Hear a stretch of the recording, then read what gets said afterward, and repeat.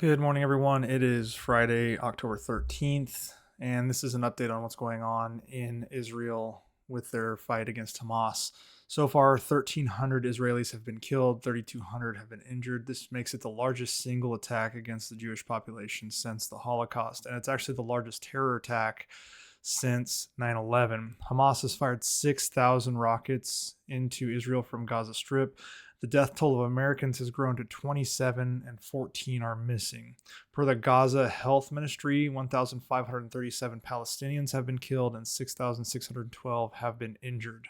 This morning, the Israelis sent a message out to all cell phones in the Gaza Strip where this message specifically reads, and I quote, "The IDF calls for the evacuation of all civilians of Gaza City from their homes southwards for their own safety and protection, and move to the area south of Wadi Gaza," Wadi meaning River Gaza, as shown on the map.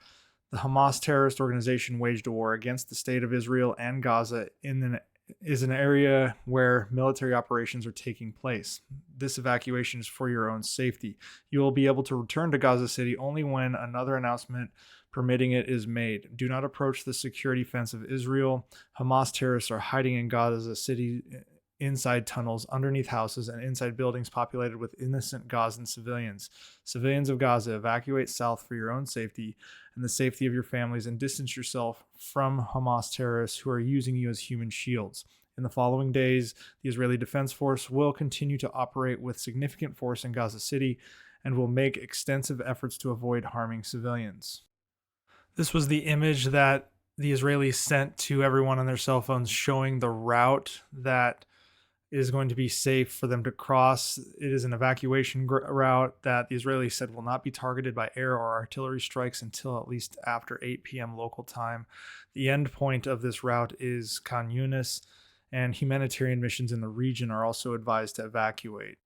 So zooming in on the map, I'll tell you exactly what they're talking about here on where they want to have people evacuate. So this is Gaza Strip, where they're saying they want everyone south of the Gaza River, which runs like this, roughly something like that, basically. So everyone in this region here needs to evacuate southward and get out of the region because the Israelis are going to be conducting their ground operation potentially as early as Saturday into Gaza City to clear Hamas out. So that is essentially what the Israelis are saying, and they're giving advance notice for those civilians to move southward out of Gaza City. The United Nations has released a statement in which they strongly appeal for the evacuation order by the Israeli government to be rescinded, and that they consider such movement to be impossible without devastating humanitarian consequences. The Israeli mission to the United Nations responded to that request, saying that the organization's response to the IDF evacuation order is a disgrace and that it will not be canceled or rescinded. They further claimed that the UN has been turning a blind eye to the crimes committed by Hamas for years, and now instead of standing with Israel, they are preaching for Israel to stop trying to defend itself. U.S. Secretary of State Antony Blinken arrived in Jordan to discuss the ongoing war in Israel with the Jordanian officials alongside of others players in the region. Once he leaves Jordan, he's going to travel to a number of other Middle Eastern countries, including Qatar, Saudi Arabia, the United Arab Emirates, and Egypt to discuss the same thing, and we'll likely see the transcripts of those as they come out. Senior U.S. defense officials have stated so far the U.S. military aid to Israel consists of 500 small diameter bombs with another 500 currently en route and roughly 100,000 rounds of 7.62 by 51 millimeter ammunition. Aid shipments were expected to increase in size and frequency over the coming weeks. Moving back to the map, looking at Gaza Strip, Hamas continued its barrages of rocket attacks against southern Israel. However, there has been a noticeable reduction in frequency of these attacks. The Israeli Defense Forces suggest that Hamas may be adapting its strategy, possibly trying to conserve its rocket arsenal in anticipation of a prolonged conflict against Israel.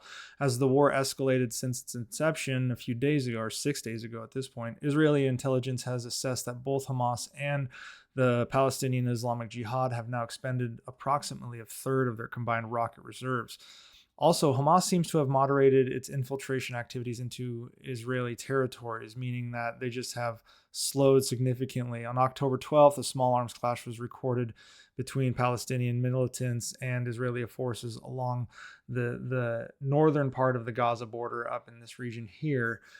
But this was in stark contrast to what we've seen, where many infiltrations were taking place throughout much of the region. Adding to the broader understanding of the conflict, a video statement surfaced on October 12th from Hamas that provided insight into the operations of Al-Aqsa Flood. What the Hamas is saying is their operations into Israel, revealing that they had been planning this all the way back in 2022, and their strategy involved an in-depth analysis of Israeli forces and surrounding terrain. The overarching goal of the operation was articulated as an ambition to dismantle the Israeli Defense Forces Gaza division and enable more aggressive incursions into southern Israel. So shifting focus to the West Bank, on October 12th, we saw a small surge in small arms clashes between militants and Israeli forces in the region, and you can see kind of how I have the map set up so you can get an idea of where the West Bank is considered. There's about 21 of these various small arms conflicts across West Bank, and the leader of figures in the West Bank, such as Al-Aqsa Martyrs Brigade, issued separate rallying calls for the West Bank to mobilize and escalate their fight against Israel, underlining a strategy to try and geographically widen the scope of the war away from Gaza Strip to the West Bank and potentially even the Golan Heights up north. The Israeli Minister of National Security was seen passing out weapons to Israelis in the West Bank so that they can defend themselves and their settlements against Hamas, as well as other terror groups in the region. Moving to southern Lebanon and the Golan Heights up in northern Israel, the northern border of Israel remains somewhat tense but more stable than other regions. 3 rocket strikes were launched from Lebanon into Israeli territories. This level of aggression seems consistent with the prior days of attacks, just rocket exchanges, artillery exchanges, etc. The Israeli Defense Forces using airstrikes to counter as well. In response to Israeli strikes into Syria, the Syrian Arab Army retaliated with mortar strikes into the Golan Heights against potential Israeli targets as well. Moving on to discuss Iranian involvement, which can be evidenced by the actions of the Mahan air flight, which changed course back to Iran after Israeli Defense Forces started conducting airstrikes into the Golan Heights.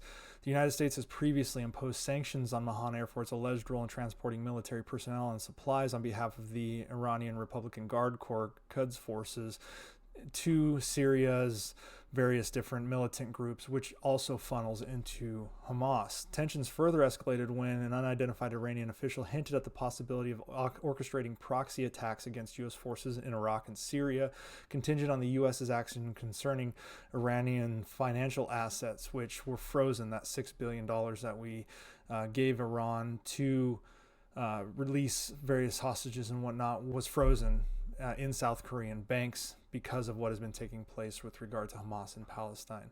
This deal had an underlying component as a part of it that Iran would halt proxy attacks on U.S. positions, and since threats continue, this has been frozen to ensure that those attacks don't take place. Adding another layer of complexity to the geopolitical landscape, Iranian foreign ministers have embarked on a diplomatic tour spanning Iraq, Lebanon, and Syria. This move is perceived as an attempt to align politically with senior leaders of the axis of resistance, quote unquote. Throughout these meetings, the Iranians expressed views on Israel's actions in Gaza, suggesting that Israel should anticipate retaliation for what it's perceived as war crimes against civilians.